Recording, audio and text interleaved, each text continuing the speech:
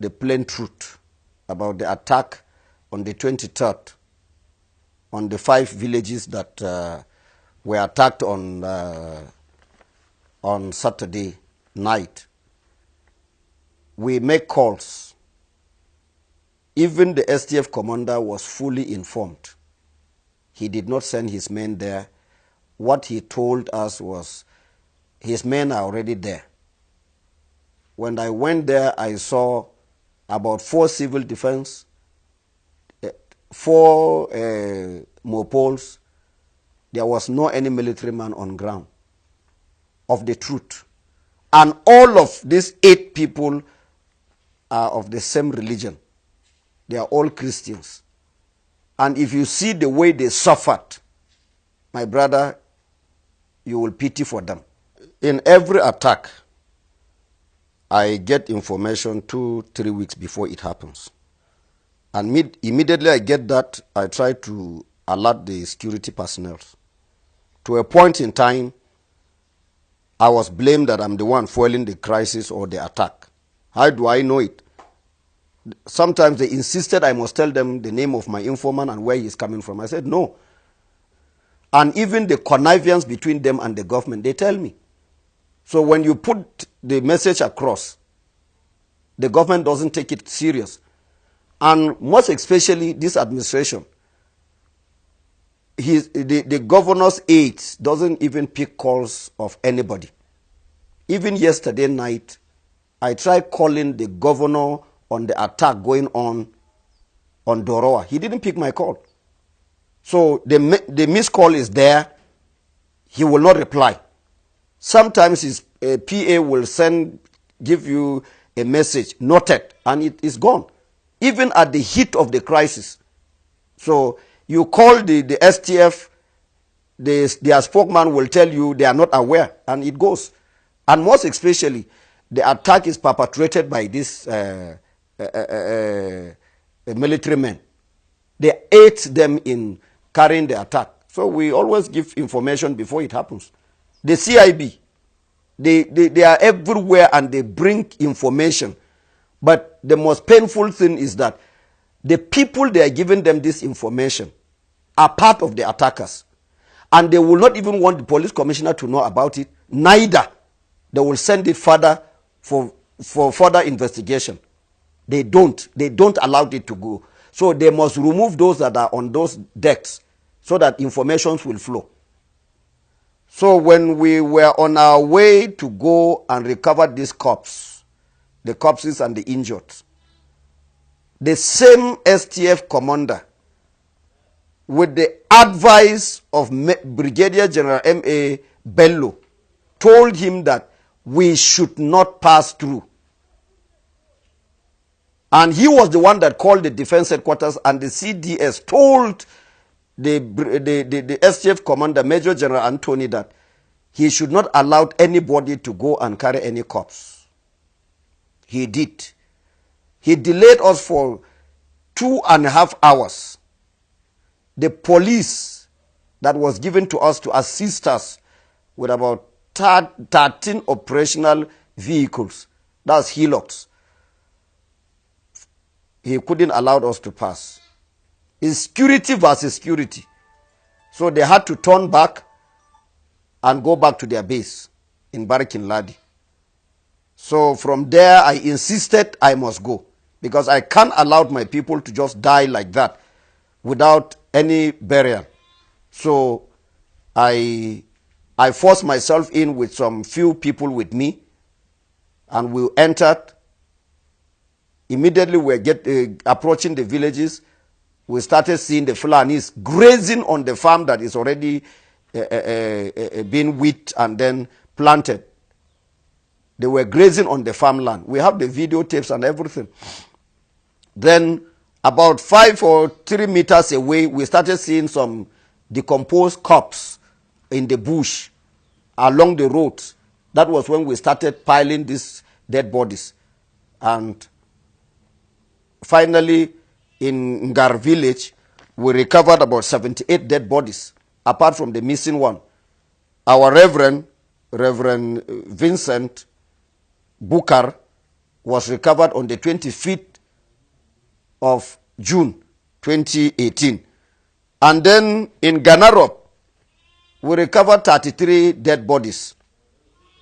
In Ruku, we recovered 38 dead bodies.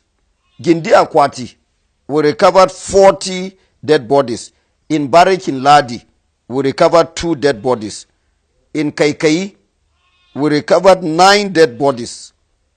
In Shonong, Iriam local government, we recovered 9 dead bodies.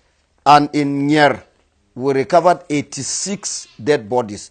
And all these villages, we have the names of those that were killed, even children of 2 months, 4 months, and 1 year were macheted. What kind of a human being is that? So some of them were supposed to survive because they didn't give them any helping hand to take them to any hospital or any clinic around. They died. That is from the information I got from the Hausa Fulani community there. So for that, the military, the STF completely, they did not give any helping hand to anybody. I'm saying this, I can defend this in any court of law. Well, the state governor, his lapses. So he doesn't care about what is happening to us. He is always in Abuja. He is always with the president.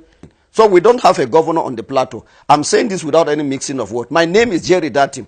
He can say anything. We don't have a sitting governor on the plateau. He has no role to play. He is loyal. His loyalty is to Buhari. So we don't have a governor. I'm saying this without any contradiction. Presently, we have lost nothing less than or more than 87 villages to the Fulanis completely. No indigene, no landowner is living in those places. Mind you, in part of Riam local government, the Fulanis told the landowners when they went to farm that, what brought you here? Who gave you this land? They said, it's my own. They said, my friend, will you pack and go or else we kill you here? And the old man and his wife refused to go. They killed him. The same thing in Bokos. 9 villages raided. Up till now, no indigene has gone back to that place in Darfur. And they are planning to take over Butura. Very soon they will take over. Yesterday night they have taken over Doroa. They extended to Marabang Kantoma and then Jakatai. So if really the federal government wants peace, for us to live in peace, they should ask these Fulanis to vacate those villages that has been taken over by them with immediate effect. If they really want us to live in peace, they should ask the Fulani to vacate all these places that they have occupied, that it has become their territory. We have one traditional ruler who is taking care of us, who is our voice, is Aku Uka of Ukari. But the rest, we don't have traditional rulers. I will say this without any mixing of words. Reason is because they have been politicized. They go along with the government of the day. And they are all under Buhari. He gives them instruction. He paid them their salaries, and that is all. We are no longer important to any traditional ruler on the planet Earth. Those that did the killing, as I told you, the burial that took place in Gar, which I did, I officiated the burial. It was the same Fulanis and the outside community within there that helped me in digging the grave. And they know the perpetrators. They know them. They saw their guns. And nobody was arrested. But for some of our boys who were carrying cutlasses, they were arrested. So you cannot arrest a militia that is trained by federal government. You can't arrest them because they are the ones that send them. Like Maiduguri, Borno and Yobe, Adamawa, they have civilian JTF. Can you arrest civilian JTF? You can't. So they are part and parcel of the military. So you cannot touch your colleagues. But the soldiers can arrest, they can harass police, but they cannot harass the Fulanis. Everybody knows that the military are part of the problem. If they remove security, if they remove the STF or JTF, wherever they are today in this country, we will live in peace. Some of the security agencies, they were the ones that reliably informed us because they loaded these things in their presence. And these uniforms are already in Plateau. And they are with the Fulanis. I will tell you that Brigadier General Bello was the one that went to distribute this uniform. He used his military hillocks to disburse these uniforms in those villages that were attacked on Saturday and Sunday, and that of yesterday night, Monday night.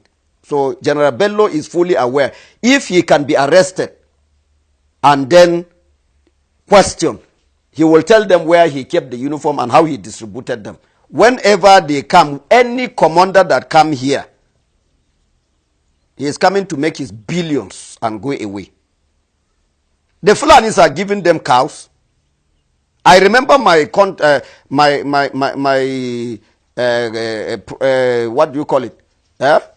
My contact with TC Ude, General TC Ude. He detained me for 5 weeks. He collected cows from the Fulanis. The day he moved the cows from Plateau to his village, that was the day I make my call, and he was retired voluntarily by force. The same thing all of them are doing. They will tell you they are Christians. General Anthony is speaking with the Sultan. He takes directive from Sultan direct. Because Bello is here on a mission. What kind of a country is that? People, the whole world have spoken about the combination of the army chiefs. But Buhari is not giving us consent. So he is here to actualize Islamization of Nigeria. But let me tell you, whosoever is listening to me, there will be no 2019 in Nigeria. I'm not prophesying. There will be no 2019 in Nigeria. The blood of those 4 months, 3 months children that were shed in Gar and other villages, it will go back to them. All of them will pay for it dearly. Very soon, Lalong will get his own share by the special grace of God. I am not God, but God is still at work. If the God of Moses can lead the children of Israel to cross the Red Sea, we still worship that God today. We will cross the Red Sea. Lalong is counting his days. Whosoever is with him should repent and then turn over so that we can forge ahead. God bless you.